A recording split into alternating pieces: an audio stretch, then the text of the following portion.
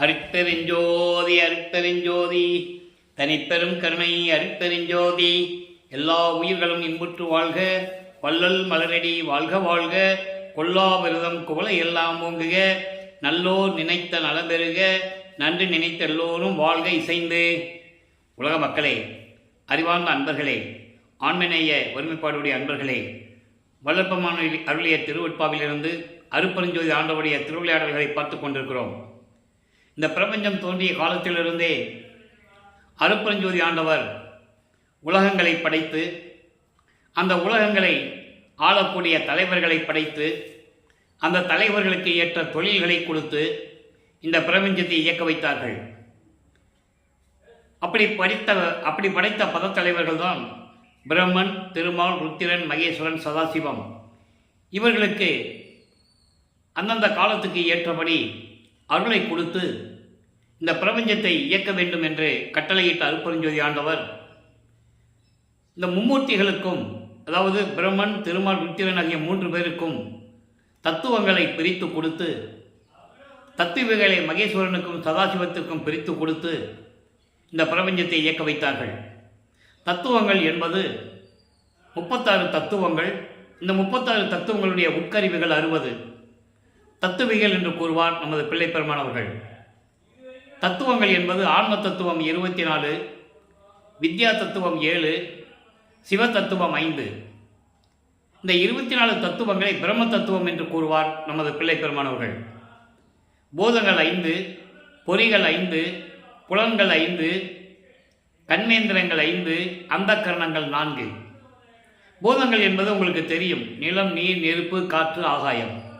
பொறிகள் என்பது கண், காது, மூக்கு, வாய், மெய் என்று கூறுவார். புலன்கள் என்பது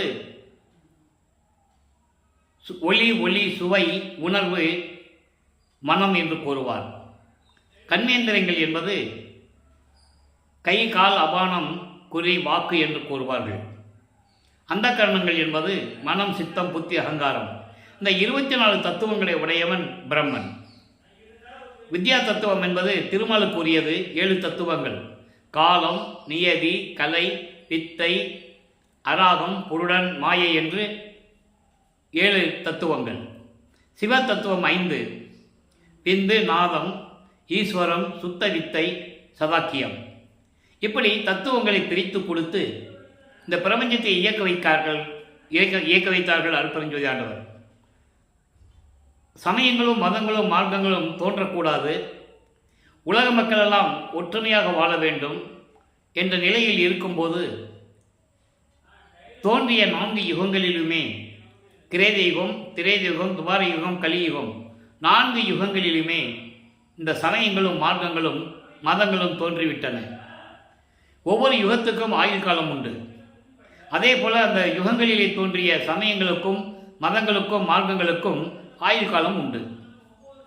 ஒவ்வொரு யுகமும் முடியும் போது, உதாரணத்துக்கு எடுத்துக்கொள்ளால், கிரேத யுகம் என்பது கலக மார்க்கம்.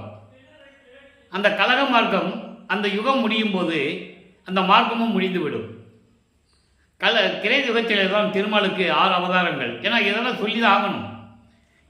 அருட்பெருஞ்சாண்டவர் விஷ்ணுவுக்கு, திருமாலுக்கு 10 அவதாரங்களை கொடுத்தவர் அருட்பெருஞ்சோதி ஆண்டவர். மால்கோல் அவதாரம் 10 வழிபட்டு வாய்மை வரை நிற்கும் பதம். இது திருவடி புகழ்ச்சியிலே நமக்கு பிள்ளை பெருமானவர்கள் தெளிவாக அருளியிருக்கிறார்கள். கிரேத யுகத்திலே இதை ஏன் கூறுகிறேன் என்றால், பிரபஞ்சத்தில் உண்டான உண்மைகள், பிரபஞ்சத்தில் ஏற்பட்ட அந்த நிகழ்வுகளை எல்லாம் திருவருட்பாவிலே நமக்கு வல்லற்பமானவர்கள் அருளியிருக்கிறார்கள். இதெல்லாம் அருட்பெருஞ்சோதி ஆண்டவருடைய திருவிளையாடல். கிரேத யுகத்திலே எப்படியெல்லாம் திருவிளையாடல் நடந்தது? அப்போ அங்கே திருமாலுக்கு 6 அவதாரங்கள் உண்டு: மச்ச, கூர்ம, வராக, வாமன, நரசிம்ம, பரசுராம. இப்போ இந்த யுகங்கள் முடிந்த உடனே அந்தந்த ஆயுள் காலங்கள் முடிந்து விட்டது. அதன் பிறகு திரேத யுகத்திலே ராமாவதாரம் மட்டும், அங்கே திராவக மார்க்கம். அப்போ ராமர் அந்த அவதாரம் முடிந்த உடனே அந்த யுகம் முடிகிறது. அப்போ அந்த யுகத்தில் ஏற்பட்ட மார்க்கங்களும் சமயங்களும் முடிவடைந்து விட்டது. அதன் பிறகு துவார யுகத்திலே கிருஷ்ணனும் பலராமனும், அந்த யுகத்திலே ஏற்பட்ட நவநீத மார்க்கம், சிவபெருமானை வழிபட்டவர்கள், திருமாலை வழிபட்டவர்கள், சூரியனை வழிபட்டவர்கள் எல்லாமே அந்தந்த காலகட்டங்களில் முடிவடைந்து விட்டது. அதன் பிறகு கலியுகம் பஸ்ம மார்க்கம். கலியுகத்திலே அயக்கிரவ அவதாரம், திருமாலுக்கு அயக்கிரவ அவதாரம் என்ற ஒரு அவதாரம் உண்டு. அது சுத்த சன்மார்க்க காலத்தில் தான் வெளிப்படும் என்று நமது பிள்ளை பெருமான் அவர்கள் தெளிவாக அருளியிருக்கிறார்கள். ஆக இந்த 4 யுகங்களிலுமே தோன்றிய சமயங்களும் மதங்களும் மார்க்கங்களும் முடிவடைந்த நிலையில் ஒரு புது யுகம் தோன்றுகிறது. அதான் சதுர யுகம். இப்போ நம்ம சதுர யுகத்தில் இருந்து கொண்டிருக்கிறோம். ஒளி யுகம் என்று கூறுவார் நமது பிள்ளை பெருமானவர்கள். இந்த சதுர யுகத்திலே வாழ்கின்ற மக்களுக்கு ஒரு ஆன்மீக மார்க்க வேண்டும். ஏன்னா ஒவ்வொரு யுகத்திலேயுமே மார்க்கங்களும் சமயங்களும் மார்க்கங்களும் தோன்றிவிட்டன. அது முடிவடைந்து விட்டது. அப்போ இந்த யுகத்தில் வாழ்கின்ற மக்களுக்கு ஒரு மார்க்கம் வேண்டும். அந்த மார்க்கம் ஆன்மீக மார்க்கமாக இருக்க வேண்டும். உலக மக்கள் அந்த மார்க்கத்திலே எல்லோரும் சமரசமாக வாழ வேண்டும், ஒற்றுமையோடும் ஆன்மீக ஒருமைப்பாடோடு வாழ வேண்டும் என்பதற்காகவே அருட்பெருஞ்சோதி ஆண்டவர் சுத்த சன்மார்க்கத்தை நிறுவி, இதற்கு முன்னால் நடந்த யுகங்களில் எல்லாம் தோன்றிய சமயங்களும் மதங்களும் மார்க்கங்களும் மனிதர்களால் உருவாக்கப்பட்டது, இல்லை என்றால் ஞானிகளால் உருவாக்கப்பட்டதாக இருக்கும். ஆனால் சமரச சுத்த சன்மார்க்கம் என்பது இறைவனால் உருவாக்கப்பட்டது. சாதியும் மதமும் சமயமும் பொய்யென ஆதியில் உணர்த்திய அருட்பெருஞ்சோதி என்று கூறுவார் பிள்ளை பெருமானவர்கள். சாதியும் மதமும் சமயமும் பொய்யென ஆதியில் உணர்த்தி அருட்பெருஞ்சோதி, சாதியும் மதமும் சமயமும் காணா ஆதியானாதியாம் அருட்பெருஞ்சோதி என்று கூறுவார். ஆக சமயங்களோ மதங்களோ மார்க்கமும் இல்லாத ஒரு இறைவன், சுத்த சன்மார்க்கத்தின் தலைவன் அருட்பெருஞ்சோதி ஆண்டவர். ஆதியும் அந்தமில்லா தோன்றிய இறைவன், சுயமாக தோன்றிய இறைவன். இந்த அருட்பெருஞ்சோதி ஆண்டவருடைய திருவிளையாடல்களை இந்த பிரபஞ்சத்தில் யாருமே கூறவில்லை. அப்போது சுத்த சன்மார்க்கம் யாருக்குமே தெரியாது. அப்போ இந்த உலக மக்களை எல்லாம் இந்த சுத்த சன்மார்க்கத்தில் இணைத்து அவர்களும் இந்த உலகிலே எல்லா செல்வங்களையும் அருள்களையும் பெற்று மகிழ்வோடு வாழ வேண்டும் என்பதற்காகவே இந்த கலியுகம் 1900 ஆண்டுகளில் முடிவடைந்து விட்டது. இந்த கலியுகத்தில் நமது பிள்ளை பெருமானவரை ஒரு தாயின் வழியாக இந்த பூலோகிற்கு வருவிக்க செய்தார் அருட்பெருஞ்சோதி ஆண்டவர். நமது பிள்ளை பெருமானர்கள் வருவிக்கோட்டுவதற்கான காரணம், சுத்த சன்மார்க்கத்தை உலக மக்களிடம் விலக்கி சுத்த சன்மார்க்கத்தை எல்லோரும் ஏற்றுக்கொள்ள வேண்டும் என்ற நிலையில் உலக மக்களோடு இருக்க வேண்டும் என்பதற்காக. அதை அருட்பெருஞ்சோதி அகவலிலே தெளிவாக கூறுவார்கள். ஆன்ற சன்மார்க்கம் அணிபெற என்னைத்தான் இன்று அமுதளித்த இனிய நற்றாயை என்று கூறுவார். ஆக சுத்த சன்மார்க்கம் உலக மக்களிடையே விளங்க வேண்டும் என்பதற்காக வருவிக்க உற்றவர் என்று வல்லப்பெருமான் கூறுகிறார். பல பாடல்களிலே உண்டு. வருவித்த வண்ணமும் நானே, இந்த மாநிலத்தை செய்யும் வண்ணமும் நானே என்று கூறுவார். நான் எதற்காக இந்த பூலோகத்துக்கு வருவிக்க விட்டேன் என்ற விளக்கங்களை திருவெற்பாவிலே கூறிய பாடல்களின் மூலம் நாம் பார்த்து கொண்டிருக்கிறோம். அப்போ அருட்பெருஞ்சாண்டவருடைய திருவிளையாடல் எப்படி தொடங்குகிறது என்பதை தினமும் பார்த்து கொண்டிருக்கிறோம். அந்த வகையிலே நமது பிள்ளை பெருமான் அவர்களை வருவிக்க விட்டது கலியுகத்திலே 5/10/1823 ஆண்டு கலியுகத்திலே நமது பிள்ளை பெருமான் அவர்கள் வருவிக்க விட்டு 30/1/1874 ஆண்டுகள் வரை 51 ஆண்டுகள் வரையிலும் இந்த உலக மக்களிடையே உலாவிக் கொண்டிருக்கிறார் நமது பிள்ளை பெருமான் அவர்கள். அப்போ அந்த 51 ஆண்டுகளையும் 8 ஆண்டுகளாக பிரித்து தனது மகனுக்கு எப்படியெல்லாம் அருளை கொடுக்கிறார் என்பதை தான் திருவெற்பாவின் பாடலின் மூலமாக பார்த்து கொண்டிருக்கிறோம். செவிவெளி வந்த செய்திகள் அல்ல, கற்பனை அல்ல, வேண்டுமென்று புனைந்து சொல்லுவதல்ல. பாடல்களில் இருக்கின்ற விளக்கங்களை உலக மக்களுக்கு தெரியப்படுத்த வேண்டும் என்பதற்காகத்தான் இந்த வள்ளலார் ஊழியன் திருவெற்பாவில் இருக்கின்ற விளக்கங்களை, பிள்ளை பெருமானிடம் கருணையோடும் தயவோடையும் பெற்ற விளக்கங்களை உங்களிடம் சொல்லிக் கொண்டிருக்கிறேன். இப்போ வல்லப்பெருமான் அவர்கள் ஒரு தாயின் கருவறையிலே இருக்கும்போது எப்படி திருவிளையாடல் நடந்தது என்பதை பார்த்துவிட்டோம். அதன் பிறகு 5 மாத குழந்தையிலே சிதம்பரத்திலே தனது தந்தை சிதம்பர ரகசியத்தை எப்படி காட்டினார் என்பதையும் பார்த்துவிட்டோம். அதன் பிறகு ராமையா பிள்ளை அவர்கள் உலகியலிலே ராமையா பிள்ளை அவர்களுக்கும் சின்னம்மையார் அவர்களுக்கும் உலகியலிலே மகனாக வருவிக்க உற்றவர் அருட்பெருஞ்சோதி, நம்ம அருட்பெருஞ்சோதி ஆண்டாராய நமது வல்லற்பெருமான் அவர்கள். வருவிக்க உற்றவர், பிறந்தவர் அல்ல, வருவிக்க உற்றவர். அவர்களுக்கு ஏற்கனவே பிறந்தவர்கள் 4 குழந்தைகள் உண்டு, 2 ஆண்கள் 2 பெண் பிள்ளைகள்.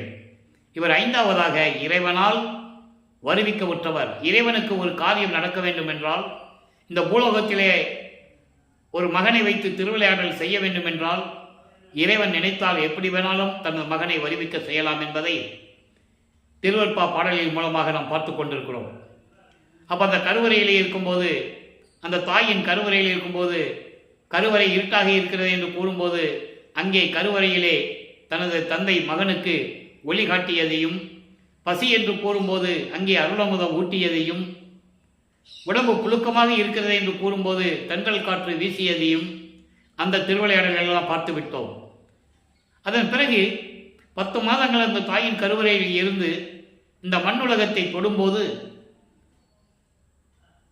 1ஆம் ஆண்டிலிருந்து 8 ஆண்டுகளுக்குள் என்ன நடந்தது என்பதை நாம் ஏற்கனவே விளக்கமாக பார்த்து விட்டோம். இருந்தாலும் அதனுடைய பதிவுகளின் ஒரு சுருக்கத்தை சொல்ல நான் கடமைப்பட்டிருக்கிறேன். அப்போ அந்த அம்மையார் குழந்தைகள் எல்லாம் கூட்டுவிட்டு பொன்னேரி பக்கத்தில் இருக்கின்ற சின்னக்காவனம் என்ற ஒரு கிராமத்துக்கு செல்கிறார்கள். அந்த ஊர் தான் அந்த அம்மையார் பிறந்த ஊர். அங்கே சில காரணங்களால் இருக்க முடியவில்லை. குழந்தைகளெல்லாம் அழைத்து கொண்டு சென்னையிலே வீரசாமி முதலியார் தெரு, அதாவது ஏழுகணர் பகுதி என்று சொல்லுவார்கள், அங்கே குடியேறுகிறார்கள். இப்போ அந்த பகுதிக்கு வள்ளலார் நகர் என்று பெயர். நமது குழந்தை இறைவன் பிள்ளை பெருமானவர்கள் வளர்ந்து கொண்டிருக்கிறார். அந்த காலகட்டங்களில் பள்ளியிலே சேர்க்க வேண்டும், கொண்டு போய் பள்ளியிலே சேர்க்கிறார்கள். ஆனால் அவருக்கு பள்ளியிலே படிக்க மனம் இல்லை, மனம் ஒத்து வரவில்லை. காரணம், இறைவனுடைய திருவிளையாடல் நடந்து கொண்டிருக்கிறது. அந்த விளக்கங்களை எல்லாம் பார்த்து விட்டோம். தனது மகன் எந்த ஆசிரியரிடமும் உலகியல் படிப்பையும் இந்த சந்தை படிப்பை படிக்கக்கூடாது, யாரையும் தனது மகன் குருவாக ஏற்றுக்கொள்ளக்கூடாது. இந்த நிலையில் இறைவனுடைய திருவிளையாடல் நடந்து கொண்டிருந்தது. அப்போ இவர் பள்ளிக்கூடத்தில் படிக்க முடியாதுன்னு சொன்ன உடனே, உலகியலிலே தெரியும் வீட்டில் எவ்வளோ பிரச்சனைகள் இருக்குன்னு. ஒரு பிள்ளைய பள்ளிக்கூடத்தில் சேர்த்து படிக்க முடியலன்னா அந்த குழந்தையை எப்படி திட்டுவாங்க என்ற நிலைகள்லாம் உங்களுக்கு தெரியும். அந்த நிலையில் நமது பிள்ளை பெருமானில் இருந்து கொண்டிருந்த போது அவரது மனம் ஒரு தனிமையான இடத்தை நாடுகிறது. அப்போது அந்த இடத்திலே கந்த ஓட்டம் என்று ஒரு இடம் இருக்கிறது. அங்கே சென்று மன அமைதிக்காக அங்கே தினமும் சென்று கொண்டிருக்கிறார். அங்கே இருக்கிறவங்கெல்லாம், என்ன ராமலிங்கம், உலகிலே அவர்கிட்ட பெயர் ராமலிங்கம், பின்னாளில் மக்களால் அருட்பிரகாச வள்ளலார் என்று அழைக்கப்பட்டார். அருட்பெருஞ்சோதி ஆண்டவர் தன் மகனுக்கிட்ட பெயர் செல்வப்பிள்ளை. அப்போது நமது பிள்ளை பெருமானவர்கள் அங்கே இருக்கும்போது முருகனை பற்றி ஏதாவது பாடுப்பார் ராமலிங்கன்னு சொல்லும்போது முருகனை பற்றி பாடுகிறார். அப்போது அவர் ஏன் இந்த உலகத்தில் பிறந்தேன் என்று அவருக்கு தெரியாது. 6ஆம் திருமுறையிலே நான் ஏன் பிறந்தேன் என்ற பதிகத்திலே 10 பாடல்களை கொடுத்திருக்கிறார். அது மெஞ்ஞானத்தை பெற்ற பிறகு. அப்போ இந்த நிலையில் சாதாரண ஒரு குழந்தை போல பிறந்ததாகவும் அவர் இந்த நிலையில் இருந்து கொண்டிருக்கிறார். அவர் யார் என்றே அவனுக்கு தெரியாது. அப்போ இந்த 8 ஆண்டுகள் முடிவடைகிறது. 9ஆவது ஆண்டில் அடியெடுத்து வைக்கிறார். 2வது எட்டில் அடியெடுத்து வைக்கும்போது 9ஆவது ஆண்டில் அருட்பெருஞ்சோதி ஆண்டவர் அவர் முன் எழுந்தருளி, மகனே, நீ என்னால் வருவிக்க உற்றவன், காரண காரியங்கள் எல்லாம் உனக்கு முன்பருவம் பின்பருவம் காட்டி அருள் செய்வேன் என்று கூறி மறைந்து விடுகிறார். அப்போ ஞானத்தை பெற்றுக்கொள்கிறார். ஞானத்தை மட்டும் தன் மகனுக்கு கொடுத்துவிட்டு மறைந்து விடுகிறார். இவருக்கு மற்ற நிலைகளெல்லாம் தெரியாது, மறைப்பு நிலையில் இருந்து கொண்டிருக்கிறார். அப்போ அவர் சுத்த சன்மார்க்கம் தெரியாது, அருட்பெருஞ்சோதி ஆண்டவர் யார் என்று அவருக்கு தெரியாது. அந்த நிலையில் இருந்து கொண்டிருக்கும் போது சமயங்களும் மதங்களும் மார்க்கங்களும் சூழ்ந்திருந்த காலகட்டங்களில் சைவ சமயத்தின் தலைவனாகிய சிவபெருமானை ஏற்றுக்கொண்டு சைவ சமயத்தின் அடையாளமாகிய திருநீரை பூசிக்கொண்டும் உத்தராட்சமலை போட்டுக்கொண்டும் சிவபெருமானே, தியாகராஜ பெருமானே, நமச்சிவாயா, சிவாய நமா, சிவா சிவா, நடராஜா, சொக்கநாதா என்று சொல்லி இறைவனை பற்றி வணங்கி கொண்டிருக்கிறார், முறையீடு செய்து கொண்டிருக்கிறார். அப்போது உருவானதுதான் 1ஆம் திருமுறை திருவருள் முறையீடு. நான் ஏற்கனவே கூறியது போல 1ஆம் திருமுறை மொத்தம் 8 பதிகங்கள். திருவடி புகழ்ச்சி, விண்ணப்ப கலிவெண்பா, நெஞ்சறிவுறுத்தல், சிவநேச வெண்பா, மகாதேவ மாலை, திருவருள் முறையீடு, வடிவடை மாணிக்க மாலை, இங்கித மாலை, இறைவனுடைய திருவிளையாடலை திருவருள் முறையீடு என்ற பதிகத்திலிருந்து 232 பாடல்களில் கூறப்பட்ட விளக்கங்களை எல்லாம் பார்த்து விட்டோம். அப்போ வல்லப்பமானவர்கள் 9வது ஆண்டிலிருந்து 12 ஆண்டுகளுக்குள் இருந்து கொண்டிருக்கிறார்கள். சிவபெருமானை எப்படியெல்லாம் முறையீடு செய்தால் என்னை இந்த பூலோகத்திற்கு வருவிக்க செய்துவிட்டு எந்த விதமான அருளையும் கொடுக்காமல் இப்படி என்னை அடைய வைக்கிறாயே, நான் துன்பப்பட்டு கொண்டிருக்கிறேனே என்றெல்லாம் சொல்லி முறையீடு செய்வார். எந்த விதமான பலனும் இறைவனிடமிருந்து கிடைக்காததனால் அம்மையை பற்றி பாடினால் அருளை பெற்று விடலாமோ என்ற ஒரு ஏக்கத்தில், ஒரு பரிதவிப்பில் வடிவுடைமனை பற்றி பாடுகிறார். தந்தையை பற்றி பாடியாச்சு, இப்போ அம்மாவை பற்றி பாடுறார். வடிவுடை மாணிக்க மாலை உருவாகிறது. மொத்தம் 100 பாடல்கள். இதுவரை 72 பாடலுடைய விளக்கங்களை பார்த்திருக்கிறோம். இன்று 73வது பாடல். மிகவே துயர்கடல் வீழ்ந்தேனை, மிகவே துயர்கடல் வீழ்ந்தேனை நீ கைவிடுதல் அருள் தகவே, எனக்கு நற்றாயே அகில சராசரமும் சுகவேலை மூழ்க திருவொற்றியூரிடம் துண்ணிய பெற்ற மகவே என புறக்கின்றோய் வடிவுடை மாணிக்கமே. இது பாடல். இந்த பாடலுடைய விளக்கம் பாருங்க. அளவில்லாத துன்பக்கடலில் மூழ்கி கொண்டிருக்கின்ற எண்ணெய், துயரக்கடலில் மூழ்கி கொண்டிருக்கின்ற எண்ணெய், காரணம் உன் கணவனால் வருவிக்க உற்றவன். உனக்கு தெரியும் இந்த உலகத்திற்கு, இந்த பூலோகத்திற்கு வருவிக்க உற்று நான் எவ்வளவு இன்னல்களையும் துயரங்களையும் தாங்கிக் கொண்டிருக்கிறேன்.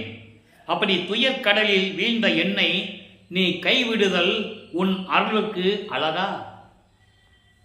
நீ என்னை கைவிடுவது, என்னை புறந்தள்ளுவது, என்னை ஒதுக்கி வைப்பது, காலம் தாமதம் செய்வது உன் அருளுக்கு அழகா? என் அம்மையே, என் அம்மையே, எனக்கு நல்ல தாயே, எனக்கு நல்ல தாயே, அகில சராசரமும் சுகவேலை மூழ்க திரிவுற்றியூரிடம் துண்ணி பெற்ற மகவே. அதாவது உயிரினங்களும் அசையும் அசையா பொருள்களும் சர அசரா என்று சொல்கிறார். சர அசரா என்பது அசையும் அசையா பொருள்கள்.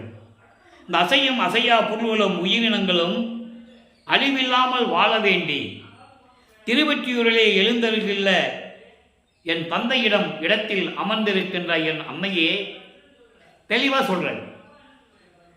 அகில சராசரமும் சுகவேலை மூழ்க திருவொற்றியூரிடம் துண்ணி பெற்ற மகவே, திருவொற்றியூரில் எழுந்திருக்கின்ற என் தந்தையிடம் மகிழ்வோடு இருந்து கொண்டிருக்கின்ற என் தாயே, என் அம்மையே, என்னை பாதுகாக்கும் தெய்வமே, என்னை புறக்கின்றோய். புறக்கின்றோய் என்பது என்னை பாதுகாப்பு செய்து கொண்டிருக்கிறாய், அது எனக்கு நல்லா தெரியும். என்னை பாதுகாத்து கொண்டிருக்கின்ற என் தெய்வமே, என் அம்மையே, வடிவுடை மாணிக்கமே, விரைவில் வந்து எனக்கு அருள வேண்டும். உனது அருளுக்காக நான் காத்து கொண்டிருக்கிறேன், ஏங்கிக் கொண்டிருக்கிறேன் என்று சொல்லி விண்ணப்பம் வைக்கிறார், முறையீடு செய்கிறார். ஆக தந்தையிடமும் தாயிடம் முறையீடு செய்து விட்டாயிற்று. எந்த விதமான அருளையும் பெற முடியவில்லை. இவர் மனம் அலைபாய்ந்து கொண்டிருக்கும் போது மனம் திருவொற்றியூருக்கு போக சொல்லுகிறது.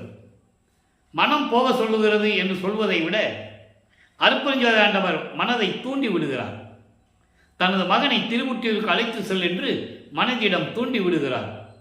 அந்த நிலைகள்லாம் பாடலில் இருக்கின்ற விளக்கங்களை பார்த்து விட்டோம். அப்போ இவர் 13வது ஆண்டில் முதல் முறையாக ஞானத்தை பெற்ற பிறகு வருவிக்க உற்ற 13வது ஆண்டிலிருந்து நமது குழந்தை இறைவன் பிள்ளைப்பெருமான் அவர்கள் கால் வலிக்க தான் இருக்கின்ற இடத்திலிருந்து, அதாவது ஏழுகணர் பகுதியிலிருந்து திருவொற்றியூருக்கு நடந்து செல்லுகிறார். தியாகராஜனிடம் முறையீடு செய்வதற்காகவும் அருளை எப்படியாவது பெற வேண்டும் என்பதற்காகவும் நடந்து செல்லுகிறார். அதனுடைய விளக்கங்களை 2ஆம் திருமுறையிலிருந்து பார்த்து கொண்டிருக்கிறோம். இப்போ வல்லப்பமான் அவர்கள் 16 ஆண்டுகளுக்குள் இருந்து கொண்டிருக்கிறார். 2வது ஏட்டில் இருந்து கொண்டிருக்கிறார். 2ஆம் திருமுறை மொத்தம் 113 பதியங்களிலே 1207 பாடலுடைய விளக்கங்கள் இருக்கின்றன. நாம் இதுவரையிலும் 28 பதியங்களை விளக்கங்களை பார்த்திருக்கிறோம். அதனுடைய ஒரு சுருக்கம். திருவொற்றியூருக்கு போக வேண்டியது, தெருவில் நின்றுக்கிட்டு, கோயில் முன்னால் நின்றுக்கிட்டு, தெருவை ஒட்டினா கோயில், தெருவில் நின்று பார்த்தா மூலஸ்தானம் தெரியும். அங்கே போய் நின்றுக்கிட்டு தியாகராஜன் பற்றி எப்படியெல்லாம் முறையீடு செய்தார், விண்ணப்பங்கள் வைத்தார் என்பதை பாடலின் மூலமாக பார்த்துவிட்டோம். எந்த விதமான பலனும் கிடைக்காததால் திருமுல்லை வாயிலுக்கு செல்லுகிறார். அங்கே இருக்கின்ற சிவபெருமான் பெயர் மாசிலாமணி. அப்போது அந்த ஏரியாவில் மட்டும்தான் சிவபெருமான் கோயில் இருக்கு. அப்போ அந்த மாசிலாமணியை வணங்குவதற்காக அங்கே செல்லுகிறார். அங்கே போய் தந்தையிடம் முறையீடு செய்வார். என்னை இந்த பூலோகத்துக்கு வருவிக்க செய்துவிட்டு என்னை துன்பப்பட வைத்துவிட்டு நீ நிம்மதியாக இருக்கின்றாய். நான் உன்னை தேடி வந்து கொண்டிருக்கிறேன். கால் வலிக்க உனது மகன் என் கால் வலிக்க நடந்து வந்து கொண்டிருக்கிறேன். இங்கே வந்து உன்னை பார்த்தால் ஏன் வந்தாய், எதற்கு வந்தாய் மகனே, எப்படி இருக்கிறாய் என்று ஒரு வார்த்தை கூட நீ என்னை கேட்பதில்லை. வாய் மூடிக்கொண்டிருக்கிறாய், ஊமையா நீ, ஊமை போல நின்று கொண்டிருக்கிறாய் என்றெல்லாம் பாடுவார். அந்த விளக்கங்களெல்லாம் அற்புதமாக இருக்கும். மனம் உருகும், கண்களிலே தண்ணீர் வரும். அவ்வளவு தூரம் அந்த பாடலுடைய விளக்கங்களை எல்லாம் பார்த்து விட்டோம். அங்கேயும் எந்த விதமான பலனும் கிடைக்காததால் திருவள்ளித்தாயம் என்ற ஒரு இடத்துக்கு செல்லுகிறார். அங்கேயும் அங்கே சிவபெருமானுடைய அங்கே சிவபெருமானுடைய பெயர் கந்தன் என்று கூறுவார். கந்த துணியை கட்டிகிட்டு இருக்க என் சிவபெருமானை, என் தந்தையே, நீயும் எனக்கு ஒரு துணியை கூட நானும் கட்டிக்கிட்டு நிற்கிறேன். இந்த நிலைகளெல்லாம் பாடும்போது அந்த விளக்கங்களை எல்லாம் எப்படி இருக்கும் என்பதை பார்த்து விட்டோம். எனக்காக நான் வருத்தப்படவில்லை, நான் துன்பப்படுவதை ஒரு பொருட்டாக நான் நினைக்கவில்லை. பெற்ற மகனை தெருவில் விட்டு விட்டானே என்று இந்த உலகம் உன்னை பழிக்குமே, இழிவாக பேசுமே, அந்த நிலைக்கு நீ வந்துவிடக்கூடாது என்றைக்காகத்தான் நான் வருத்தப்படுகிறேன். விரைவில் வந்து எனக்கு அருள்வாயாக என்றெல்லாம் பாடுவார். அந்த நிலைகளெல்லாம் பார்த்து விட்டோம். அதன் பிறகு இனிமேல் திருவில்லை வாயிலுக்கோ திருவள்ளித்தாயத்துக்கோ நான் செல்ல மாட்டேன் என்று சொல்லி உறுதி எடுத்துவிட்டு திருப்பமும் திருவொற்றியூரிலே இருப்பார். அப்போ அங்கே தவத்திலம் போற்றல் என்ற பதிகத்தில் இருக்கின்ற பாடலுடைய விளக்கங்களை பார்த்து கொண்டிருக்கிறோம். இன்று 5வது பாடல். தவத்திலம் போற்றல் என்பது இறைவனுடைய அருளை போற்றுவது, இறைவனுடைய அருளை எப்படியாவது பெற வேண்டும் என்று ஏங்கி முறையீடு செய்வது. அந்த நிலையை பார்த்து கொண்டிருக்கிறோம். கவனியுங்கள். ஆவல் உடையார் உள்ளுடையார் அயன் மால் மகவான் ஆதியராம் தேவர் பெருமான் சிவபெருமான் தியாகராஜ பெருமான் திருவடிவை காவம் பொழில்சூழ் ஒற்றையில் போய் கண்டேன். கண்ட காட்சிதனை யாவர் பெறுவார். அம்மோ நான் என்ன தபம் செய்தேனோ. இது பாடல். ஒரு காலத்தில் முன்னாளில் கிரேத திரேத யுகத்திலும் துவார யுகத்திலும் கலியுகத்திலும் 4 யுகங்களிலுமே சரி, உன்னுடைய திருவடியை பார்க்க வேண்டும் என்பதற்காக, உன்னுடைய அருளை பெற வேண்டும் என்பதற்காக மனதில் எண்ணி உன்னை தேடுகிறார்கள். யாரு? பிரம்மன், திருமால், ருத்திரன், மகேஸ்வரன், சதாசிவம் போன்ற பதத்தலைவர்களும் தேவர்களும். அதான் ஆதியராம் என்று சொல்லுகிறார். இவர்களெல்லாம் உன்னுடைய முடியையும் அடியையும் உன்னுடைய சுவைய ரூபத்தையும் பார்ப்பதற்காக ஆவல் கொண்டு மனதில் நினைத்து கொண்டு உன்னை தேடி வருகிறார்கள். அப்படிப்பட்ட இறைவன், நீ திருவொற்றியூர் வைக்கின்ற இறைவன் சிவபெருமான் தியாகராஜ பெருமானே, உன்னுடைய திருவடிவை நான் கண்டேன். உன்னுடைய திருவடிவை திருவொற்றியூரில் நான் கண்டேன். எப்படிப்பட்ட திருவொற்றியூர்? சோலைகளும் நீர்நிலைகள் நிறைந்த வயல்களும் சூழ்ந்த, பண்ணைகள் சூழ்ந்த, தென்னை மரங்கள் வாழைகளும் சூழ்ந்த அழகாக திகழ்ந்து கொண்டிருக்கின்ற திருவொற்றியூரிலே நான் வந்து உன் திருவடிவை நான் கண்டேன். அவங்களாம் பார்க்க முடியல, நான் பார்த்தேன். நான் என்ன தவம் செய்தேனோ, இந்த தவத்தை யார் செய்திருப்பார்கள், இந்த பாக்கியத்தை யார் பெற்றிருப்பார்கள்? அதான் சொல்றாரு, யாவர் பெறுவார். இந்த பாக்கியத்தை யார் பெற முடியும்?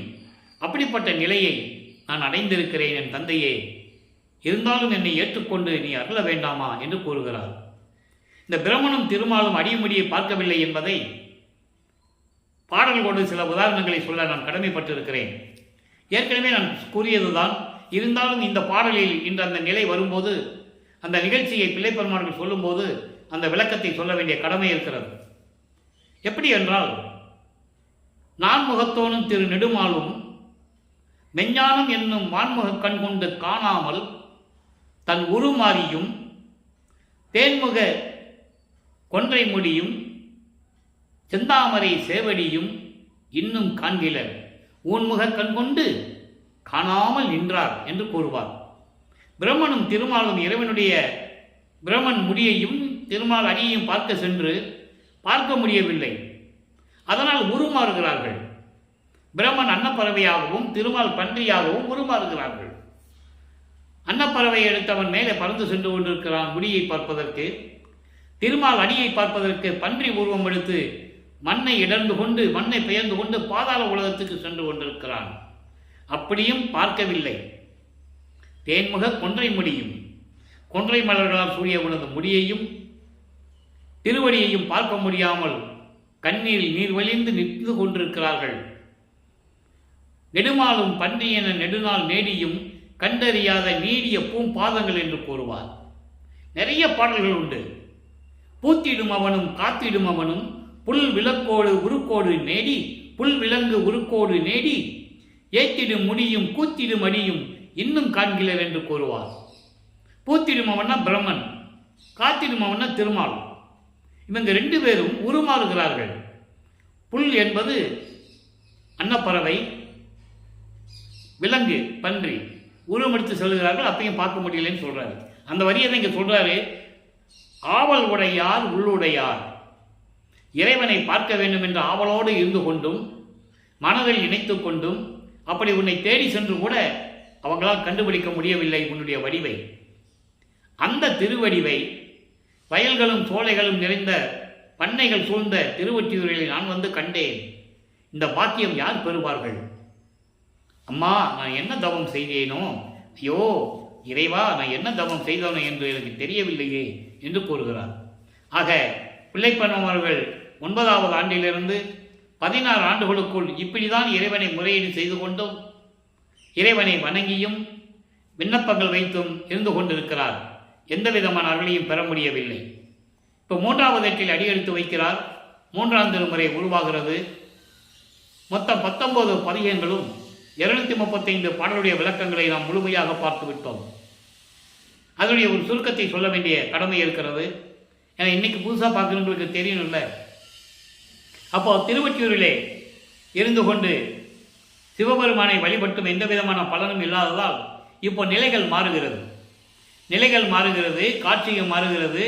இப்போ இறைவன் காட்சி கொடுக்கிறார். காட்சி கொடுத்து மறைந்து விடுகிறார். அப்போ இவருக்கு ஒரு நம்பிக்கை பிறக்கிறது. இதுவரையில் இல்லாத ஒரு நிகழ்ச்சி நடக்குதுன்னு சொல்லி ஒரு நம்பிக்கை வருகிறது. எப்படியாவது இறைவனை அருளை பெற்று விட வேண்டும் என்று திருவிழா வீதி வரும்போது தேரில் வந்து தியாகராஜ பெருமானை வைத்து கொண்டு வருவாங்க. மக்கள் வழிபடுவார்கள். அவங்களுக்கு தெரியாது, அவங்க கண்களுக்கெல்லாம் தெரியாது இல்லையா. இவருக்கு மட்டும் காட்சி கொடுக்கிறார். இவருக்கு மட்டும் காட்சி கொடுத்து விட்டு மறைந்து விடுகிறார். அடுத்த தெருவுக்கு போகும்போது அந்த தெருவில் போய் நிற்பார்.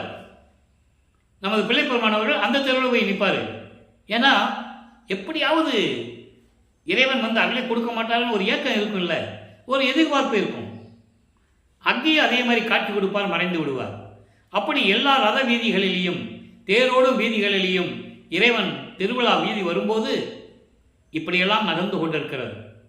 இந்த நிகழ்ச்சிகளையெல்லாம் பார்த்தவர் இப்படியெல்லாம் நடக்கிறதே, நாம் அருளை பெறுவோமா, இப்படியே ஏமாத்திட்டே போயிடுவாரா?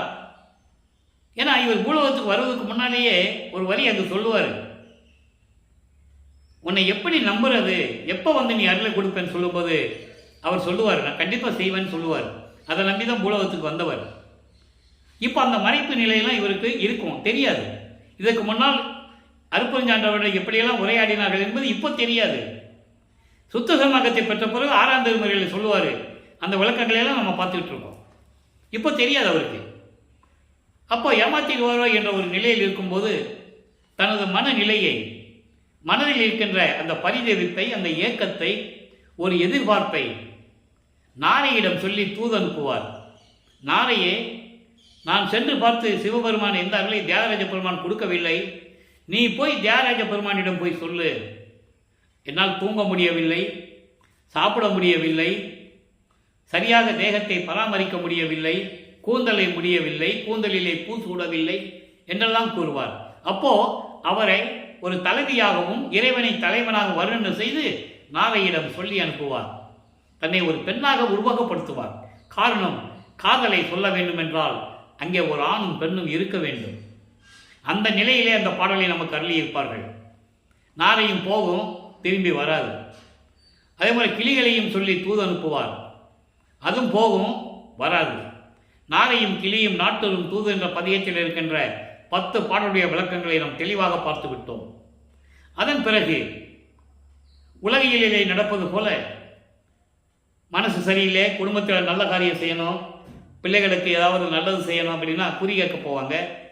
ஏதாவது குறை இருந்தால் எப்படி பரிகாரம் செய்வது என்றெல்லாம் தேடி போவார்கள். அதுபோல் நம்ம பிள்ளை பெருமானவர்களும் ஒரு குறைச்சி பெண்ணியிடம் போய் குறி கேட்பதையும், ஜோதிடம் நாடல் என்ற பதிகத்திலே ஒரு ஜோதிடரிடம் போய் எப்படியெல்லாம் குறி கேட்கிறார் என்பதையும், ஜோதிடம் பார்க்கிறார் என்பதையும் அந்த விளக்கங்களையெல்லாம் நாம் பார்த்து விட்டோம்.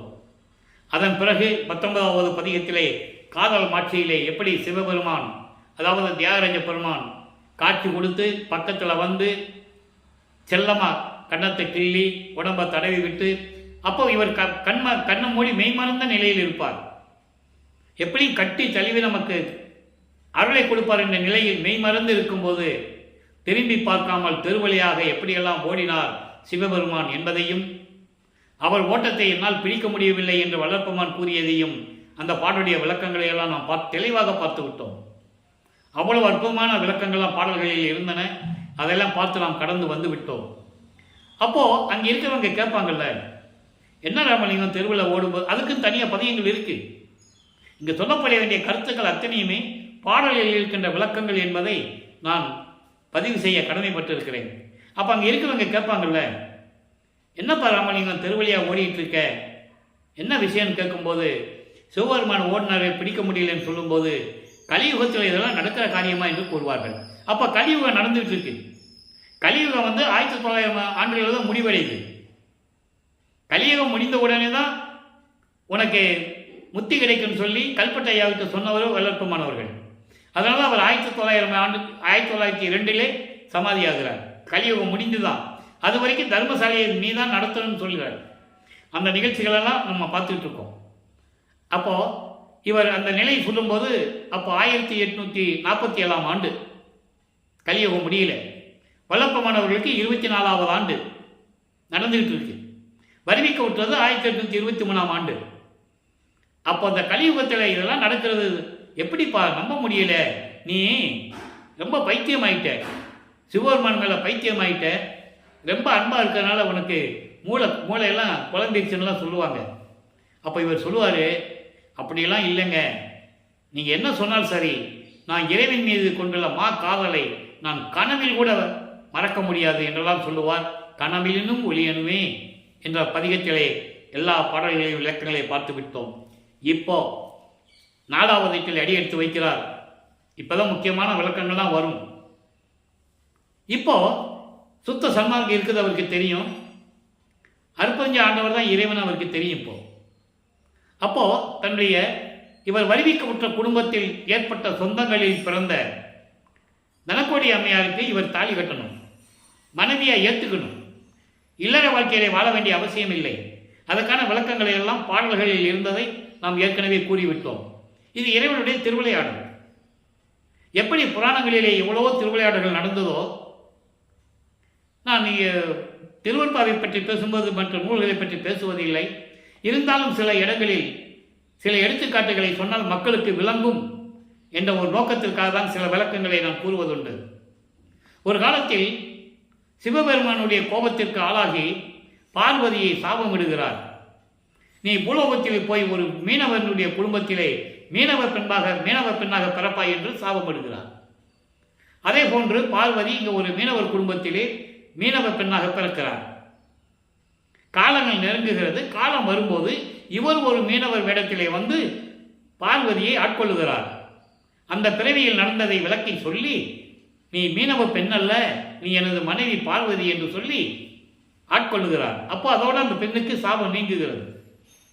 அதே போல கௌசிக முனிவன் இந்திரன் கவிசிக முனிவன் மனைவியாகிய அகலியை உடலுறவு செய்து கலந்து கொள்ளும் போது கபிசிவ முனிவன் அந்த நிகழ்ச்சியை பார்த்த பிறகு சாபம் விடுகிறார்.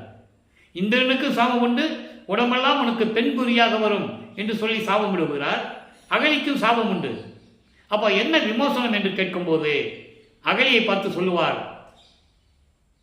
அதாவது திரேத யுகத்திலே ராமாவதாரத்திலே ராமன் உன்னுடைய கல் மீது அந்த பாதம் பட்டவுடனே நீ உருவம் அடைவாய், உருவத்தை பெறுவாய் என்று கூறுவார். இது புராணங்களிலே சொல்லப்பட்ட திருவிளையாடல்கள்.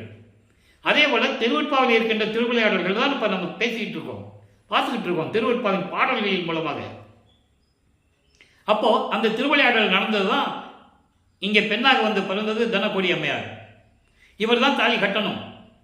அப்போ உலகியலிலே பொறுப்பில்லாமல் நடந்துகிட்டு இருக்கானே, இவனுக்கு ஒரு கால் கட்டு போடணும்னு சொல்ல நினைக்கிறாங்க. இது இயற்கை.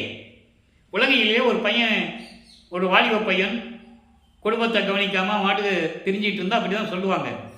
அதே மாதிரி அக்கா பெண்ணை கல்யாணம் பண்ண வேண்டும் என்று சொல்லும்போது இவர் வேண்டாம் என்று தான் கூறுகிறார்.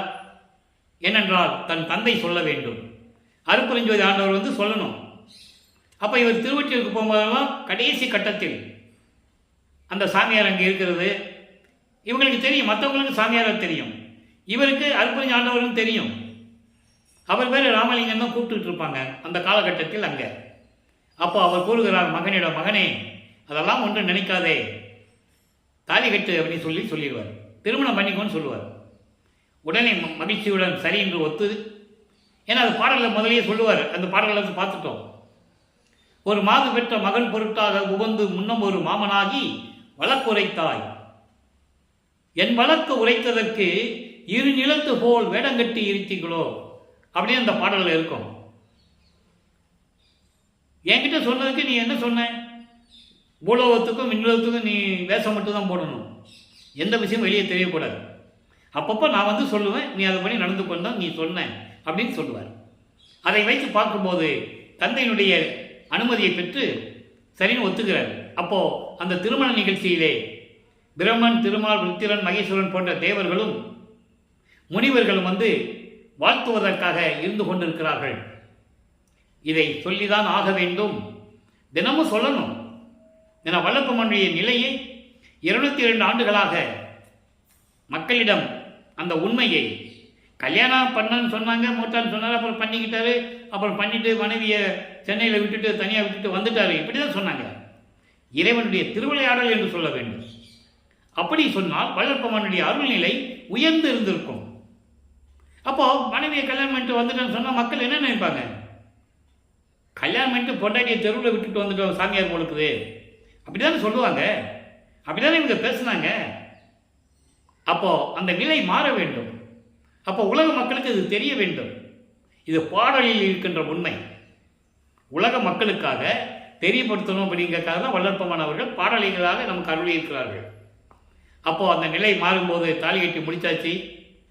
இப்போ வல்லற்பமான் அவர்கள் 4வது எட்டில் இருந்து கொண்டிருக்கிறார்.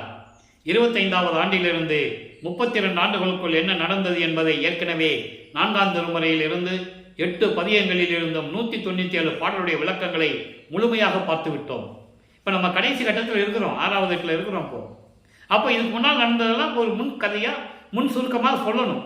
அந்த எபிசோடில் என்ன நடந்தது, அந்த பதிவில் என்ன நடந்து சொன்னால் தான் மக்களுக்கு புரியும். அப்போது இந்த நிலையில் இருக்கும்போது இப்போது உலகியல் வாழ்க்கையை விடணும். இயற்கையாகவே பாசங்களை நீக்குதல், இது இறைவனுடைய 5வது குணம். இறைவனுக்கு 8 குணம் உண்டு. தன்மயத்தனாதல், தூய உடம்பினாதல், இயற்கை உணர்வினாதல், முற்றிலும் உணர்தல், இயற்கையாகவே பாசங்களை நீக்குதல். இப்போ 5வது நிலையில் நமது பிள்ளை பெருமானவர்கள் இருந்து கொண்டிருக்கிறார்கள். அப்போ இந்த பாசங்களை எல்லாம் நீக்கணும், உறவை நீக்க வேண்டும், பந்தங்களை நீக்க வேண்டும்.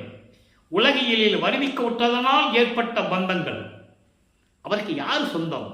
அருட்பெருஞ்சோதி ஆண்டவரும் சிவகாமி வள்ளியும் தான் சொந்தம். மெய்த்தந்தை யாரு? அருட்பெருஞ்சோதி ஆண்டவர். இது திருவிளையாடல் என்ற நிலையை மக்கள் புரிந்து கொள்ள வேண்டும். ஒவ்வொரு யுகத்திலும் கிருஷ்ணன் எப்படி இறைவனுடைய திருவிளையாடலினால் பிறந்தான் என்பதை புராணங்களில் கூறப்பட்டிருக்கிறது. வல்லப்பெருமானும் இறைவனுடைய திருவிழாவால் வருவிக்க விட்டவர் என்ற நிலையை உலக மக்களுக்கு சொல்லி இருக்க வேண்டும், சொல்லலை. அதான் நடந்த நிகழ்ச்சிகள். இப்போ வல்லப்பெருமானவர்கள் எல்லா இயற்கையும் விடணும், எல்லாம் தெரிஞ்சு போச்சவருக்கு எல்லா அருளையும் பெற்றுவிட்டார், ஏமசக்தியை பெற்றுவிட்டார், தத்துவங்களை கடக்கக்கூடிய நிலைகளை எல்லாம் பெற்றுவிட்டார், தத்துவ வெற்றிகளை கொண்டு விட்டார், சரியக்கிரிய யோகம் என்ற 12 நிலைகளையும் கடந்து விட்டார், உலக பற்றுகளையும் துறந்து விட்டார், காமம், குரோதம், லோபம், மோகம், மதம், ஆச்சரியம் என்ற பிண்ட துரிசிகளையும் நீக்கிவிட்டார், அந்தங்களுடைய நிலைகளை கடந்து விட்டார். இந்த நிலைகளில் வெள்ளாடை அணிந்து முக்காடு போட்டு இனிமே திருவொற்றியூரோ திருமுல்லை வாயிலோ திருவள்ளித்தயத்துக்கோ எந்த இடத்துக்கும் செல்லுவதில்லை. சமயங்களையும் மதங்களையும் மார்க்கங்களையும் விட்டாச்சு, சைவ சமயத்தின் அடையாளமாக திருநீர் பூசுவதை விட்டாச்சு, உத்திராட்ச மாலை போடுறதை விட்டாச்சு.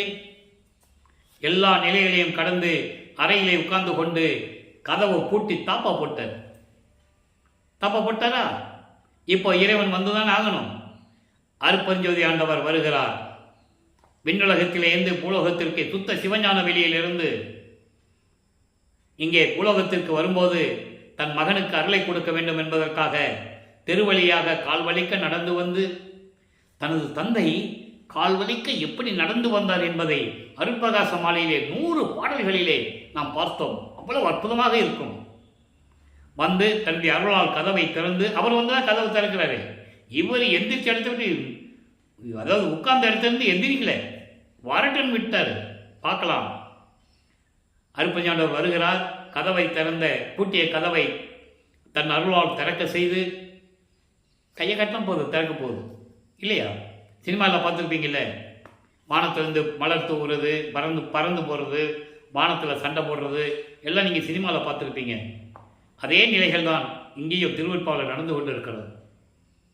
எடுத்து யாரும் சொல்லலை, சினிமா எடுத்தாங்க, அதை கூட காட்டலை. அந்த சினிமாவில் காட்டியிருந்தா கூட மக்களுக்கு தெரிஞ்சிருக்கும். அருட்பெருஞ்சோதின்னு ஒரு படம் எடுத்திருந்தாங்க, அவங்க ஒரு பொதுப்படையாக தான் எடுத்தாங்க அந்த படத்தை. ரொம்ப உள் உணர்வோடு அந்த படம் எடுத்திருந்தால் மக்களுக்கு தெரிஞ்சிருக்கும். கதவை அப்படி திறக்குது, இறைவன் நின்று கொண்டிருக்கிறார். வா மகனை என்று மகனை அழைத்து, வீட்டுக்குள்ளே வரல இறைவன், முந்தையவர் பூட்டிடுவார், தெரியும் அவருக்கு. இன்னும் ஆண்டுகள் இருக்கிறது, இன்னும் 19 வருஷம் பாக்கி இருக்க. அதுக்குள்ளே இவன் போயிட்டு பூட்டிட்டானா நம்ம திரும்பி வெளியே வர முடியாது. இவர் ஏற்கனவே பிளான் பண்ணிட்டாரு, உள்ளே வந்துட்டாருன்னா பூட்ட வேண்டியதுன்னு பிளான் பண்ணிட்டாரு. சும்மா இவ்வளோ கஷ்டம்லாம் படக்கூடாது, இவனை விடக்கூடாதுன்னு சொல்லி முடிவெடுத்துட்டாரு. அது பாடல்களில் இருக்குது. அந்த விளக்கத்தை நம்ம பார்த்துட்டோம். அப்போ இந்த நிலைக்கும் போது ஒரு காலை உள்ளே வச்சு, வீட்டுக்குள்ளே ஒரு கால், வெளியே ஒரு கால், பாமகனை சொல்லி மகனை அழைத்து கொஞ்சி குலாவி எப்படியெல்லாம் அருளை கொடுத்தார் என்ற விளக்கங்களை முழுவதுமாக பார்த்து விட்டோம். இப்போ 4வது எட்டு முடிஞ்சிருச்சு, 5வது எட்டு தொடங்குது. 33வது ஆண்டிலிருந்து 40 ஆண்டுகளுக்குள் என்ன நடந்தது என்பதை பாடல்களின் மூலமாக விளக்கமாக பார்த்து விட்டோம்.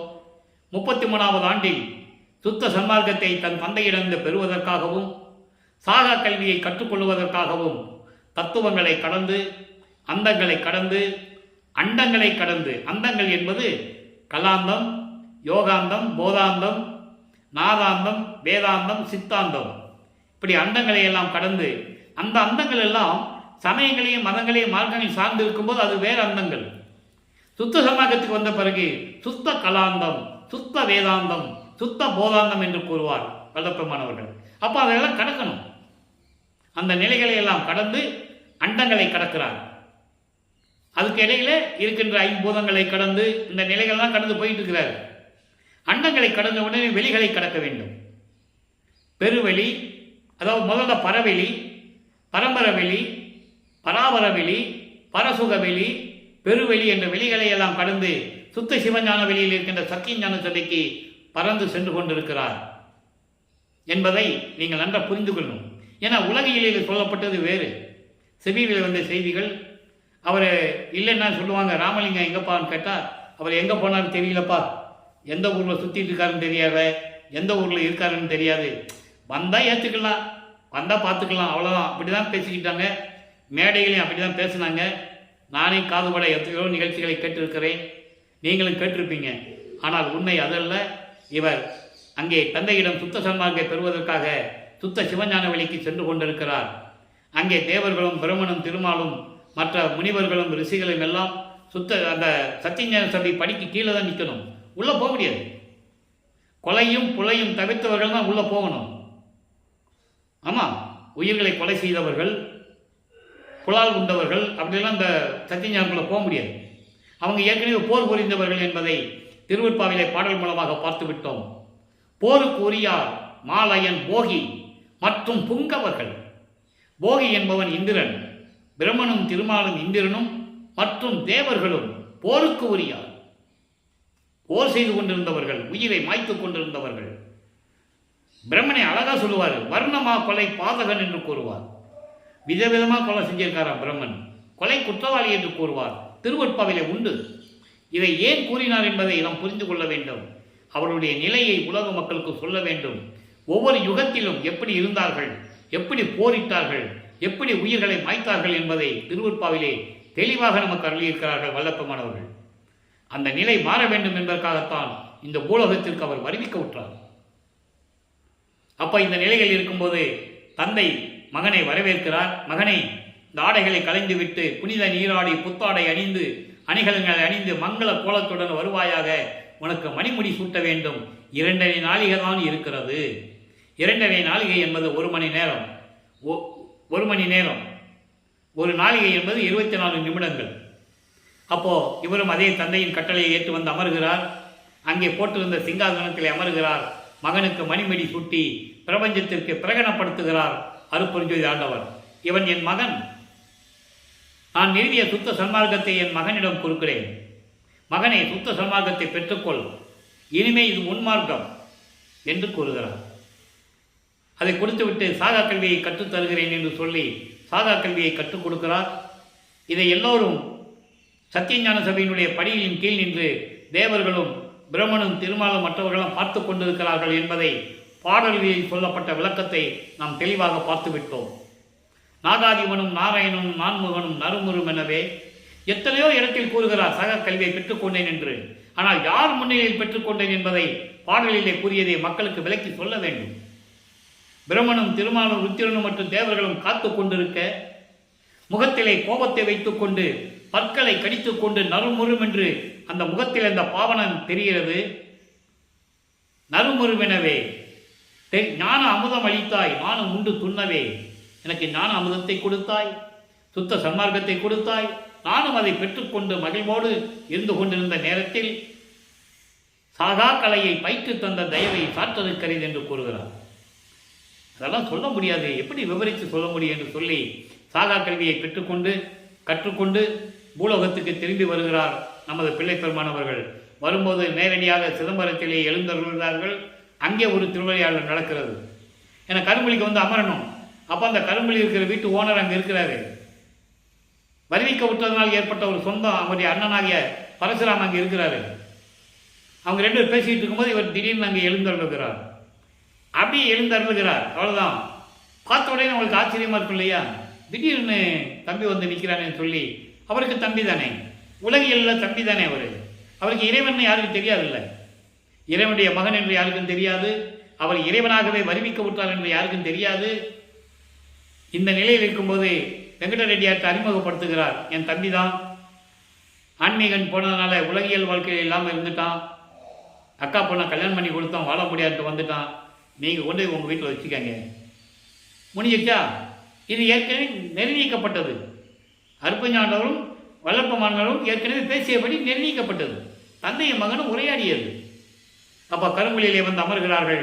அங்கே என்னெல்லாம் நடந்தது என்பதை திருவெட்பாவின் பாடல்கள் மூலமாக பார்த்து விட்டோம். இப்போ வல்லப்பமானவர்கள் 6வது ஆண்டில் இருந்து கொண்டிருக்கிறார். 41வது ஆண்டிலிருந்து 48 ஆண்டுகளுக்குள் அந்த 8 ஆண்டுகளில் என்ன நடந்தது என்பதை இப்போ லைவாக பார்த்துட்டு இருக்கோம். இப்போ நேரடியாக பாடலின் மூலமாக பார்த்துட்டு இருக்கோம். அப்போ இந்த நிலையில் இருக்கும்போது ஜீவகாருண்ய ஒழுக்கத்தை உலக மக்களுக்கு சொல்ல வேண்டும். அப்போ ஜீவகாருண்ய ஒழுக்கம் நிறுவும் போது அதுக்கு ஒரு தர்மசாலை வேண்டும். அது ஏற்கனவே வல்லப்பமானவர்கள் அங்கே கரும்புலியில் இருக்கும்போதே பார்வதிவர்கள் மக்களிடம் வந்து இந்த இடம் எனக்கு தேவை என்று கூறும்போது மக்கள் மனமுவந்து கொடுக்கிறார்கள். சாமி கேட்டாருப்பா. ஏன்னா 9 வருஷம் அந்த கரும்புலியில் இருந்தனால சுற்றி இருக்கிற மக்களுக்கெல்லாம் தெரியும், ஒரு சாமியாருன்னு தெரியும். அவ்வளோதான், ஏதோ ஒரு சக்தி இருக்கவருக்கு அப்படின்னு தெரியும். அப்போ பேசியபடி கரும்புலியிலிருந்து விடைபெறுகிறார். அங்கே தண்ணீரால் விளக்கரித்த இல்லம் என்ற ஒரு பெயரை நிறுவிவிட்டு தான் இருந்த இடத்தில் ஏதோ ஒரு பெயர் வேண்டும் அந்த மாதிரி நிறுவிவிட்டு, அது இறைவனுடைய திருவிளையாடல் தான். அவர் அப்பவே ஒளிந்தேகம், அவர் உடம்பே ஒளி உடம்பு, அவருக்கு எல்லாமே தெரியும், மெஞ்ஞானத்தை கொண்டவர். இருந்தாலும் உலகியலிலே தான் யார் என்ற நிலையை அங்கே தெரிவிக்கக்கூடாது. அதனால் அங்கே ஒரு திருவிளையாடல் நடக்குது. அந்த வீட்டுக்காரம்மா முத்தேல் அம்மையார் அந்த செம்பில் தண்ணி வைக்கும்போதே இவருக்கு தண்ணின்னு தெரியும். ஆனால் அந்த அம்மாவுக்கு மறைதியில் என்ன செம்புன்னு நினச்சி தண்ணி செம்பை வச்சுட்டு போயிட்டாங்க. நல்லா புரிஞ்சுக்கணும் நீங்கள். இவருக்கு அப்போவே தெரியும், இறைவனுக்கு தெரியாதா என்ன? இருந்தாலும் இருக்கட்டும், அந்த இடத்துக்கு ஒரு பெயர் வர வேண்டும். திரும்பி அந்த அம்மா வந்து கேட்குறாங்க, என்ன சாமி மன்னிச்சுக்கங்க, என்ன செம்புக்கு பதிலாக தண்ணி செம்பு அவசரத்தில் வச்சுட்டு போயிட்டேன், சாமி என்ன பண்ணாருன்னு நான் நைட்டெல்லாம் நினச்சிக்கிட்டு இருந்தேன் அப்படின்னு சொல்லுவாங்க. அப்படியெல்லாம் இல்லைம்மா, எல்லாமே இறைவனுடைய திருவிளையாடல். நான் என்னன்னு நினச்சி இந்த தண்ணியை எடுத்து ஊற்றுனேன், விளக்கு எரிஞ்சது, நான் கவனிக்கல, இறைவனுடைய திருவிளையாடல் இருக்கலாம் அப்படின்னு சொல்லுவார்.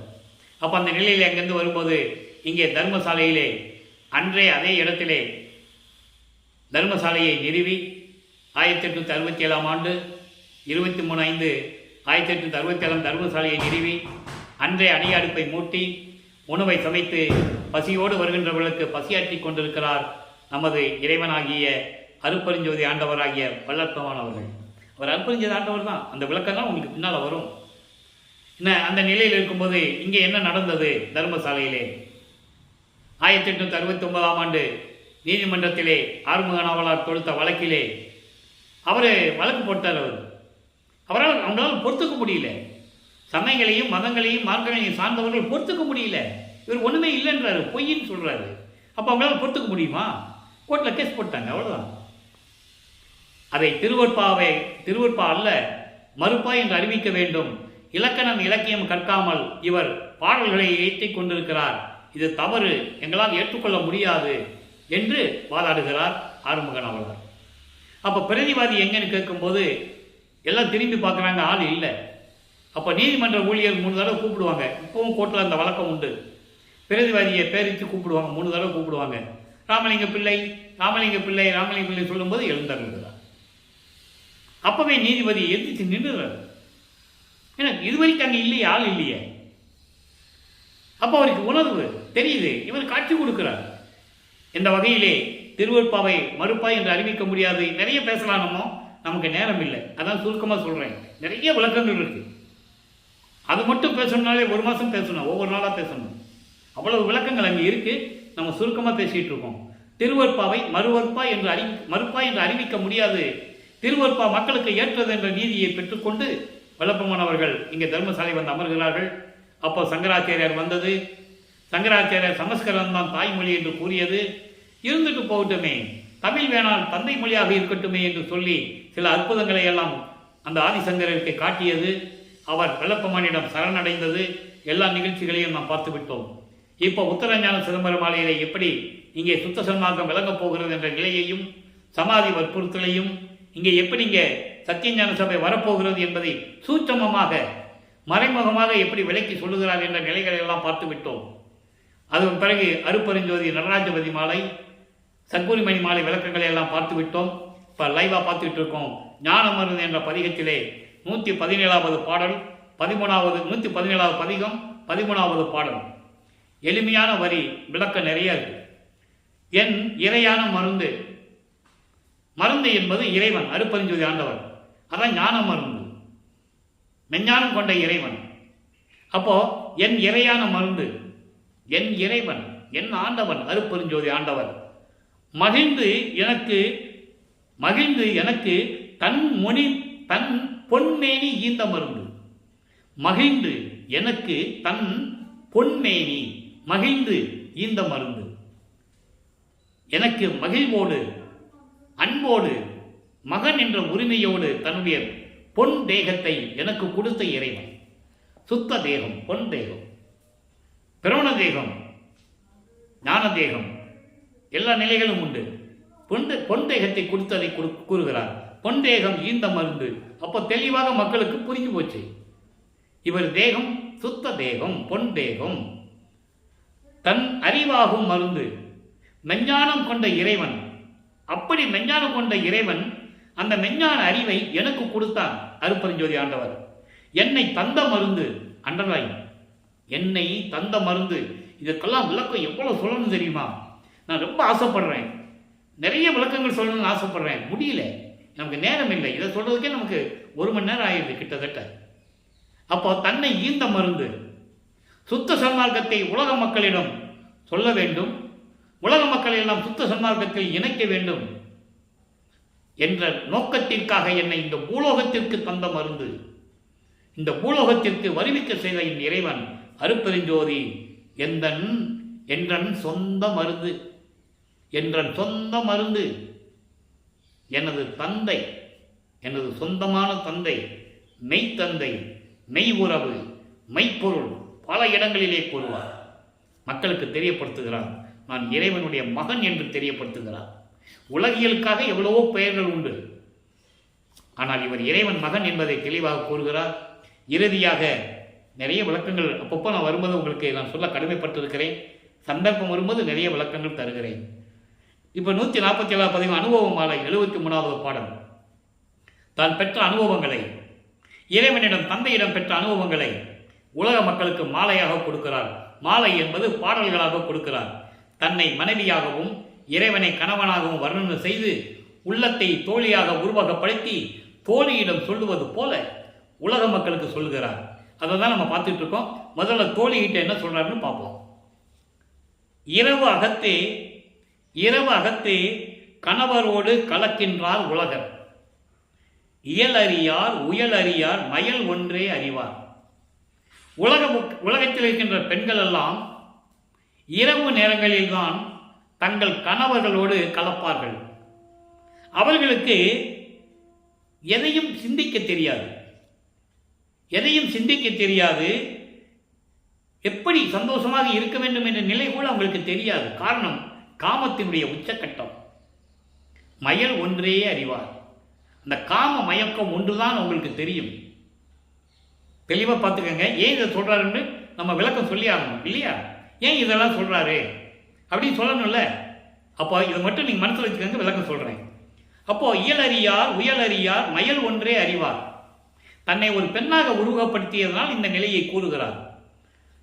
கலவகத்தை கல் உண்டு மயங்கி நிற்கும் தருணம் கனி கொடுத்தால் உண்டு சுவை கண்டு கழிப்பாரோ. அதாவது கல் உண்டு போதை சத்து கல் உண்டு போதையில் மயங்கி இருக்கும்போது உள்ளத்தில் மறைச்சி வச்சிருக்க நிகழ்ச்சிகள்லாம் வெளியே வரும். அப்போ ஒரு பழத்தை கொண்டு போய் சாப்பிடுன்னு சொன்னால் அவன் போதையில் இருக்கிறான், நடக்கவே முடியல, இருக்க முடியல, உடம்பெல்லாம் தள்ளாடுது. அவங்ககிட்ட போய் இந்த பழத்தை சாப்பிடுப்பா சுவையாக இருக்குன்னு சொன்னால் அதை வாங்கி அவனால் சாப்பிட முடியாது, அந்த சுவையை அவனால் உணர முடியாது. நல்லா புரிஞ்சுக்கிட்டே வாங்க. அதாவது முதல்ல என்ன சொல்றாரு, இரவு நேரத்தில் தான் உலகத்தில் இருக்க பெண்கள் எல்லாம் கணவரோடு கலப்பார்கள். அவங்களுக்கு இதை பற்றிலாம் ஒன்றும் தெரியாது. காமத்தினுடைய உச்சக்கட்டத்தில் இருக்கும்போது, அந்த மயக்கத்தில் இருக்கும்போது எந்த தன்மையும் அவங்களுக்கு தெரியாது. இயல் அறியார், அவங்களுடைய தன்மை என்ன, கணவன் எப்படி இருக்கிறான், அந்த நிலையெல்லாம் அவங்களுக்கு தெரியாது. அப்போ அந்த நேரத்தில் போதையில் இருக்கிறவங்ககிட்ட போய் அந்த மயக்கத்தில் இருக்கும்போது ஒரு பழத்தை கொடுத்து சாப்பிட சொன்னால் அதை எப்படி சாப்பிடணும், அது எப்படி சுவையாக இருக்கணும் அவனுக்கு தெரியாது. அவனே தள்ளாடிக்கிட்டு இருக்கான். அந்த நிலையில் இருக்கும்போது துறவகத்தே விழுந்தார் போன்று இவர் கூடும் கலப்பில் சுகம் ஒன்று இல்லையடி துன்பம் அதே கண்டார். இந்த 2 வரைக்கும் என்ன அர்த்தம்னா, இப்படி ஒரு நிலையில் அவன் இருக்கிறான். அப்போ அவனுக்கு நிலை எப்படிப்பட்ட நிலை? போதையில் போய் தள்ளாடி பாலுங்கணத்தில் விழுந்த மாதிரி, போதையில் போய் தள்ளாடி பாலுங்கணத்தில் விழுகிற மாதிரி நிலையில் அவன் இருக்கும்போது அவனுக்கு என்ன சுகம் தெரியும்? அவனுக்கு ஒன்றுமே சுகம் தெரியாது. அப்போ அவன் துன்பத்தை மட்டும்தான் அனுபவிக்கணும், துன்பத்தை மட்டும்தான் அனுபவிக்க வேண்டும். உறவகத்தே என் கணவர் காலையில் என்னுடனே உருக்களிப்பால். உறவகத்தே என்பது மன மகிழ்ச்சியோடு உரிமையோடு என் கணவர் காலையில் வந்து என்னுடனே உருக்களிப்பால், என்னுடன் சேர்ந்து கலந்து கொண்ட கழிப்பால் அப்போ சேர்கின்ற சுகம் இருக்கிறதே, உரைப்பது அரிதாம் தோழி. அதை எப்படி சொல்ல முடியும் தோழி? சொல்ல முடியாத நிலை, அந்த இன்பத்தை பேரின்பத்தை நான் அனுபவித்துக் கொண்டிருக்கிறேன் கூறுகிறார். இந்த பாட்டுடைய விளக்கம் என்ன, அதை நான் மக்களுக்கு சொல்லி ஆகணும். இப்போ உலகத்தில் இருக்கின்றவர்கள் எல்லாம் அறியாமையில் இருந்து கொண்டு காமத்தின் உச்சியிலே இருந்து கொண்டு என்ன தன்மை என்று தெரியாமல், இறைவனுடைய நிலையை தெரியாமல் மயங்கிக் கொண்டிருக்கிறார்கள். நல்லா புரிஞ்சுக்கணும், நீங்க மயங்கிக் கொண்டிருக்கிறார்கள். என்னன்னே உங்களுக்கு தெரியாது. இயல் அறியார் உயல் அறியார், மயல் ஒன்றே அறிவார். உலக பற்றுகளிலே காமத்தில் இருந்து கொண்டு மாயைகளையும் மயக்கங்களையும் மாட்டிக்கொண்டு சிக்கிக்கொண்டு தவித்துக் கொண்டிருக்கிறார்கள். அப்படி இருக்கும்போது அவன் எப்படிப்பட்டவன்? மயக்கங்களிலே இருந்து கல் உண்டவன் போல நிலை தெரியாமல் தடமாடி கொண்டிருக்கிறான். இன்பத்தை அனுபவிக்க முடியாமல், இறைவனிடந்த அருளை பெற முடியாமல் தவித்துக் கொண்டிருக்கிறான். அதான் இதுக்கு அர்த்தம். தவித்துக் கொண்டிருக்கிறான். ஆனால் அவன் எப்படிப்பட்ட நிலையில் இருந்து கொண்டிருக்கிறார்கள்? பாலும் கிணத்திலே போய் விழுந்து கொண்டிருக்கிறார்கள். பாலும் கிணறு என்பது வெறித்த சமையல் குழியில் விழுந்த எண்ணெய் விழாதவாறு மறித்து பேரறிவளித்த வள்ளல் கொடி. சமய குழி, உடைந்த குழி என்று கூறுவார். அதான் பாலும் கிணறு. சமயங்களோ மதங்களோ மார்க்கங்களில் ஈடுபட்டு கொண்டு பாலும் கிணத்துல போய் விழுந்துட்டா அவன் என்ன சுகத்தை பெற முடியும்? எவ்வளவு அற்புதமான விளக்கம் பாருங்க. அதை எப்படி கொண்டு வந்து தர்றாரு பாருங்க. எப்படி சுகத்தை அனுபவிக்க முடியும்? அதனால்தான் சொன்னேன் காலையில் என்றால் அருப்பெருஞ்சோதி உதயமாகிவிட்டது. அருப்பெருஞ்சோதி ஆண்டவர் வந்து விட்டார். சுத்த சன்மார்க்கத்தை பெற்றதனால் அந்த சுகம் இருக்கிறதே, இறைவன் என்னோடு கலந்த சுகம் இருக்கிறதே, அந்த சுகத்தை எப்படி சொல்லுவது உலக மக்களே? எனவே நீங்கள் எல்லாம் சுத்த சன்மார்க்கத்துக்கு வாருங்கள். இல்லை என்றால் பாலுங்கணத்தில் விழுவது போன்று நீங்கள் துன்பத்தை தான் அனுபவிக்க கொண்டிருக்க முடியும். சமயங்களிலும் மதங்களிலும் மார்க்கங்களில் ஈடுபட்டுக் கொண்டிருந்தால் சுத்த சன்மார்க்கம் உங்களுக்கு விளங்காது. சுத்த சன்மார்க்கத்தை நீங்கள் பெறாவிட்டால் பாலுங்கணத்தில் விழுவதற்கு சமம். துயரங்களை தான் நீங்கள் அனுபவித்துக் கொண்டிருக்க வேண்டும். இதெல்லாம் இறைவன் கொடுத்த விளக்கம் அன்பர்களே. அதுதான் இந்த பாடலுடைய விளக்கம். ஆக இந்த நிலையில் இருந்து கொண்டு உலக மக்களை நீங்கள்லாம் சுத்த சன்மார்க்கத்துக்கு வந்து இறைவனுடைய அருளை பெற வேண்டும் என்று கூறுகிறார். இதை ஒரே ஒரு பாடல் மட்டும் சொல்ல கடமைப்பட்டிருக்கிறேன். நேரம் சென்று கொண்டிருக்கிறது. அம்பலவாணர் அணைய வருகை என்ற பதிகத்திலே 11வது பாடல். கலந்து கொள்ள வேண்டுகின்றேன். நல்லா கவனிக்கணும், எளிமையான பாடல். கலந்து கொள்ள வேண்டுகின்றேன் அணைய வாரீர், காதல் பொங்குகின்றது என்னை அணைய வாரீர், புலந்தறியேன் விரைகின்றேன் புணர்வதற்கு தருணம் இதுதான். இதை தான் இங்கே சொல்கிறார் அனுபவ மாலையிலே. அதாவது இதுதான் என்னை கலந்து கொள்வதற்கு சரியான நேரம். நான் உன் மீது காதல் கொண்டுள்ளேன், உன்னை விரும்புகின்றேன். இறைவா, விரைவில் இந்த பூலோகத்திற்கு வந்து என்னை அணைத்துக் கொள்ள வேண்டும். இதுதான் தருணம், உன்னை விரும்புகின்றேன், வேண்டுகின்றேன், வாருங்கள் என்று சொல்லி இறைவனை அழைக்கிறார். எனவே அன்பர்களே, இன்றைய பதிவில் இறைவனுடைய திருவிளையாடல் எப்படி நடந்தது என்பதை தெளிவாக பார்த்துவிட்டோம். 1ஆம் ஆண்டில் அறிவிக்கப்பட்டு 1ஆம் ஆண்டிலிருந்து 48 ஆண்டுகளுக்குள் என்ன நடந்தது என்பதை தான் இப்போ பார்த்துக்கிட்டு இருக்கோம். நீ 3 வருஷம் பாக்கி இருக்கு. அது நம்ம சித்தி விழாவுக்கு போகும்போது பார்க்க போகிறோம். அப்போது இறைவனுடைய திருவிளையாடல் எப்படியெல்லாம் நடந்தது என்பதை பாடலின் மூலமாக இந்த வள்ளலார் ஊழியன் இறைவனுடைய அருளாளம் தயவாயில் கூறி உங்களுக்கெல்லாம் தெரியப்படுத்தி விட்டேன். உங்களுக்கு புரிந்திருக்கும் என்று கருதுகிறேன். நீங்களும் சுத்த சன்மார்க்கத்தில் இணைந்து கொலையும் புலையும் தவிர்த்து சுத்த சைவ நிலையிலிருந்து கொண்டு இறைவனை வணங்கி இறைவனுடைய அருளை பெற்றுக்கொண்டு இந்த வையகத்தில் நீங்கள் வாழ்வாங்கு வாழ வேண்டும். நோயற்ற வாழ்வில் நீங்கள் எல்லோரும் இன்புற்று வாழ வேண்டும் என்று இறைவனுடைய தயவோடு கூறி விடைபெறுகிறேன். இந்த வள்ளலார் ஊழியன். மீண்டும் நாளை சந்திப்போம். நன்றி, வணக்கம். அருட்பெருஞ்சோதி, தனிப்பெருங்கருணை அருட்பெருஞ்சோதி. இறைவனுடைய திருவிளையாடல் நாளையும் தொடரும்.